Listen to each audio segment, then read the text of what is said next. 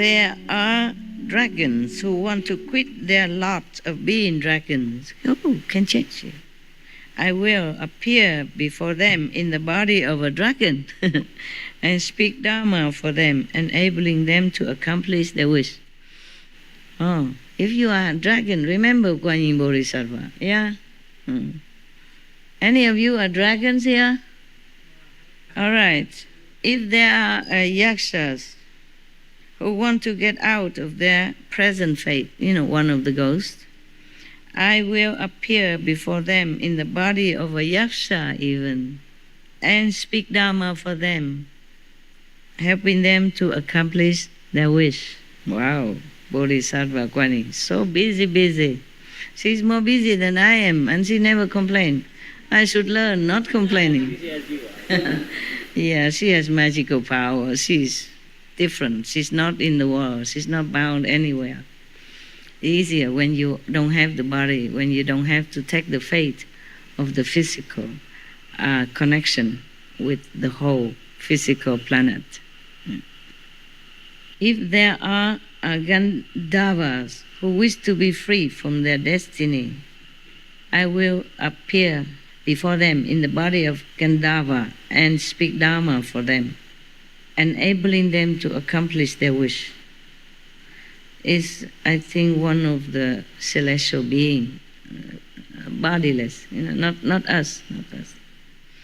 If there are asuras who wish to be liberated from their destiny, I will appear before them in the body of an asura and speak Dharma for them, enabling them to accomplish their wishes.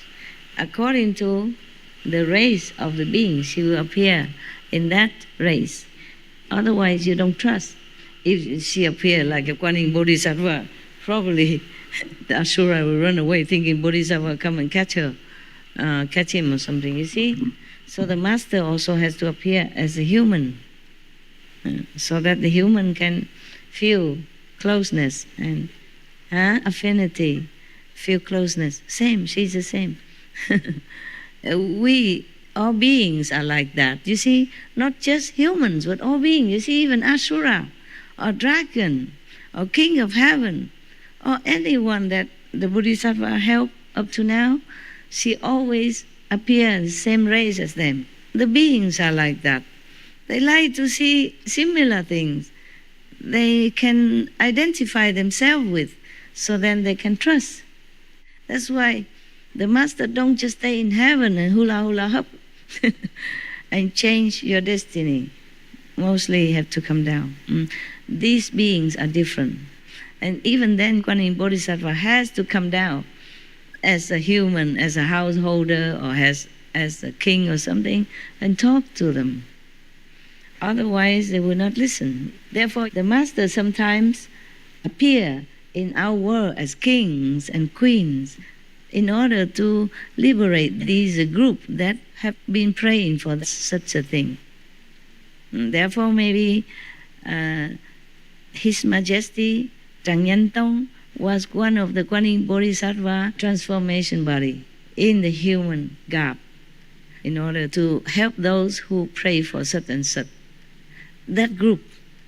That's why many masters come and go. They only teach some group. They come for that group. Otherwise, the master would have taken all the people up already. No can do. They don't wish for that. They don't wish for liberation, or they don't wish to be liberated from Asura. They don't wish to have enlightenment. They wish to remain a maiden, a virgin. They wish to remain a pure boy. Example like that. Some being simple-minded. No one taught them to wish for enlightenment or anything. Their life is simple. They wish very simple. Then according to your wish, you will get what you wanted. According to this, we see all the time that the saints, the bodhisattva, the angels, the sages, even ascended already, they're always with us. We are never alone. It's just we have to decide what we want, and then they help us. The gods maybe cannot help, but the bodhisattva can. or the Buddha can.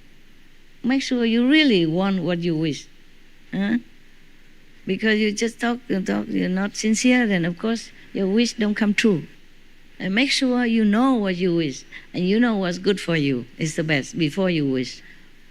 Otherwise, anybody can wish anything, but it doesn't always come true. And then you blame God or Buddha, Bodhisattva don't listen to you. It's not true. They listen all the time. They help you all the time.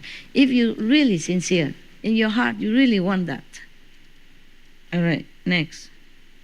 If there are kinnaras who wish to transcend their fate, is one of those invisible, but not liberated beings, okay? Not practitioners even. I will appear before them in the body of a kinnara and speak Dhamma for them, enabling them to accomplish their wish. If there are mahoragas, another kind of beings, invisible, who wish to be free from their destiny, I will appear before them in the body of Mahoraga and speak Dhamma for them, enabling them to accomplish their wish. Oh, Kuan Yin Bodhisattva, so busy. But she can do it, piece of cake, because she doesn't have to be in the physical body. She can make different appearance in different worlds. That's the power of practicing Kuan Yin method, of the hearing faculty. But inside, the original one, not the ears, because the ear we only hear outside. So when we cut off the attention of hearing outside, no sound, no relying on any sound around us, then we can hear the true preaching, the true Dhamma, and attain the true power.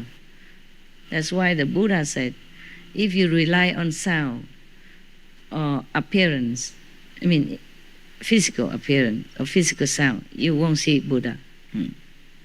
If there are living beings who like being people and want to continue to be people,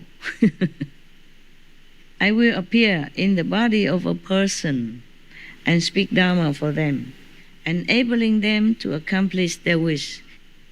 If there are non-humans, whether with form or without form, whether with thought or without thought, who long to be freed from their destiny, I will appear before them in a body like theirs, similar, same, and speak Dhamma for them, enabling them to accomplish their wish.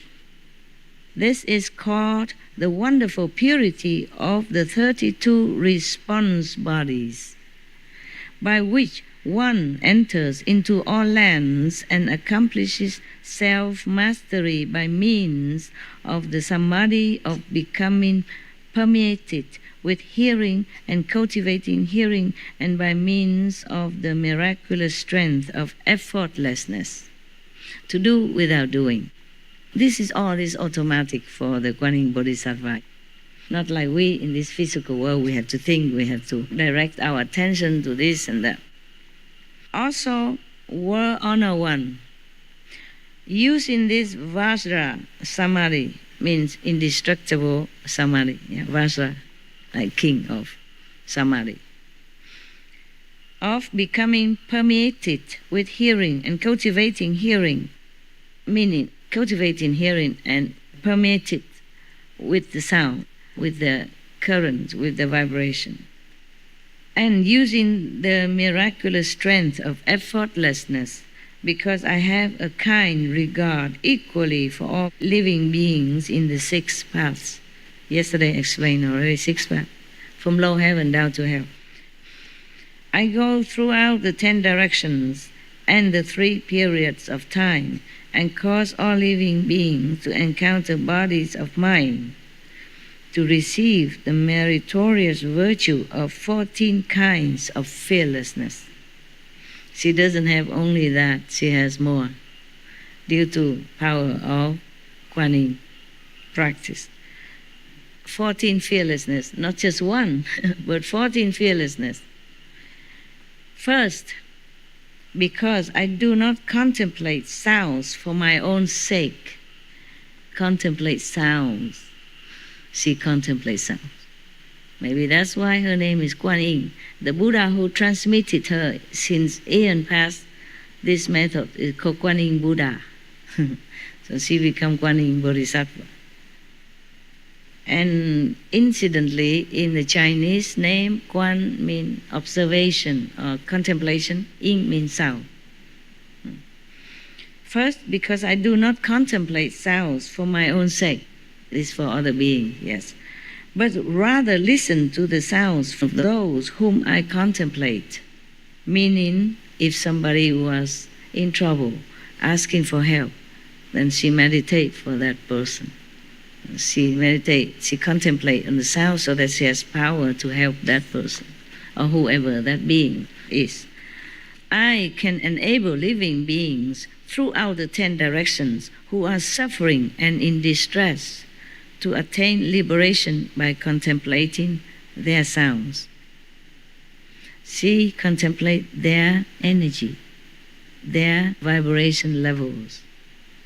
And then accordingly, she will match her level during contemplation with that level in order to appear in their like, so that she can help that being. So she contemplates both the heavenly sound, the primordial, original, and the sound of the being who needs help. We all came from the same vibration, same energy, but because of our level of understanding and spiritual longing, our vibration either low or high. And she contemplates that. That's why she can appear, manifest herself into the same level of that sound level in order to talk to that same level being. That's why Quan Shi, meaning contemplating the sound of the world. Anything in the words, not just the word. Shi means word, okay? Yin, sound. Shi, Quan Shi, contemplating the sound of the word. She's hearing everything so that she can go and help them. Because when somebody prays, you also utter some sound. Maybe not physically, maybe physically. Any sound at all. Outside or inside. Vibrate, okay? And the saint in such a level, like Kuan Yin Bodhisattva, can discriminate it, can discern which sound, which level belong to whom. So accordingly, they will appear to whom?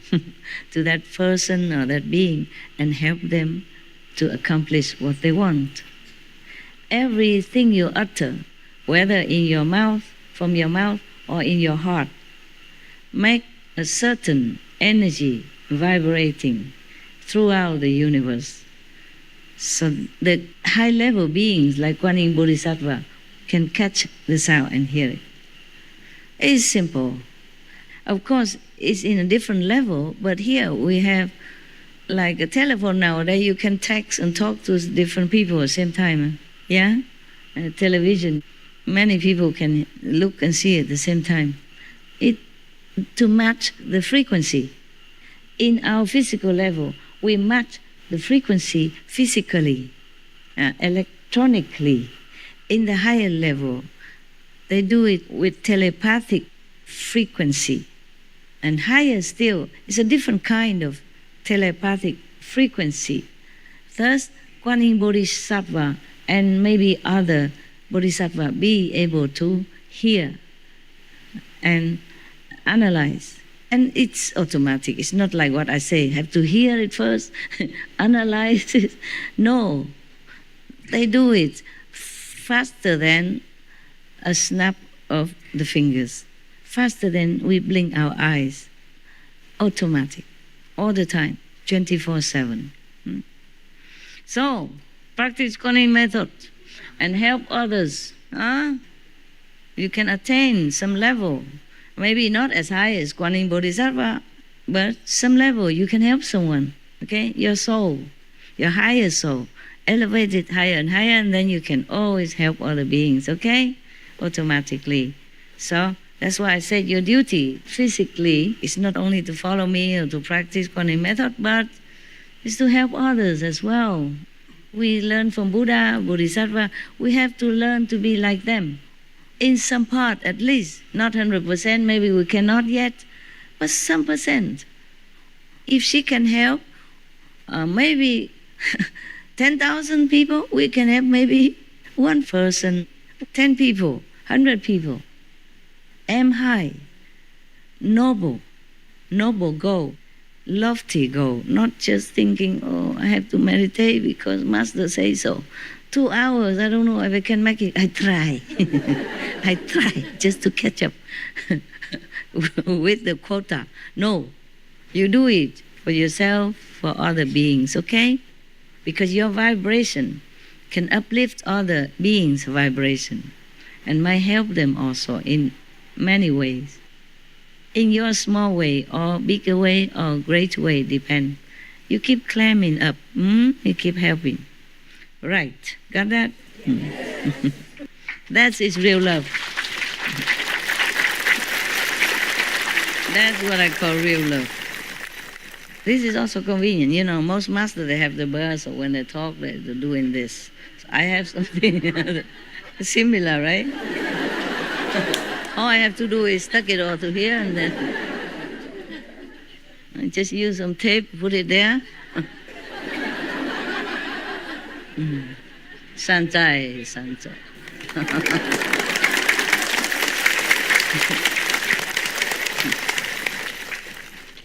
No wonder I grow my hair long now. I know why. Can be a substitute. Continue, okay? Second. Did I read second yet? No, huh? Oh, that's because of the calendar. The calendar is longer than my hair. Oh, I'm losing my hair, you know that. Before I had a lot of hair, now it's very little. What? Oh, it's the same. It's the same. I try. The thing is, in Vietnam, we say when you are anxious or stressed, you lose your hair.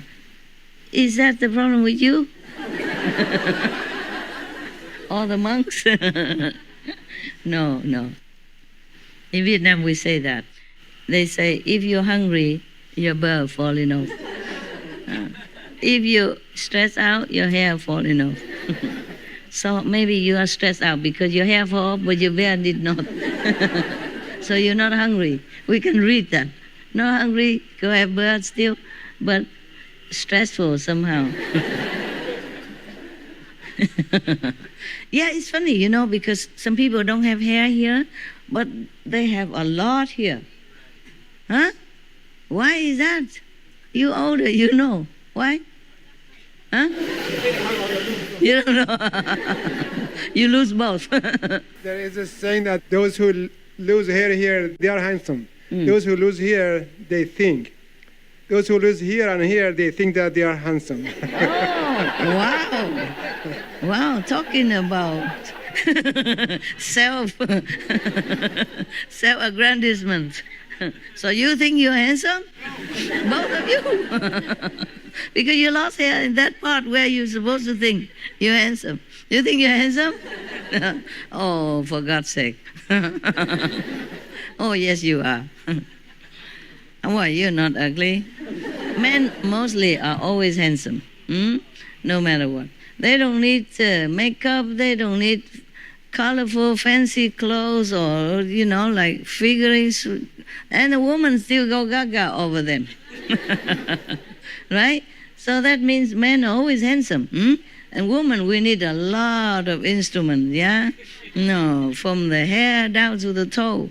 Even paint the toenail, I don't have chance anymore. I used to do. Whenever I have a time to trim my nails, I feel already very human at that time. Mostly cannot do, I don't have time. Only when it's too long already, I can't bear no more, then I have to cut. Talking of painting toenails, oh, forget that. I used to have it. Your master used to be more glamorous. Now she can only survive. Working too hard. Okay.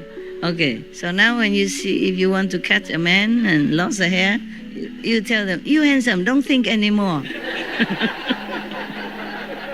And then probably you hit the nail, huh? On the spot, and he will like you.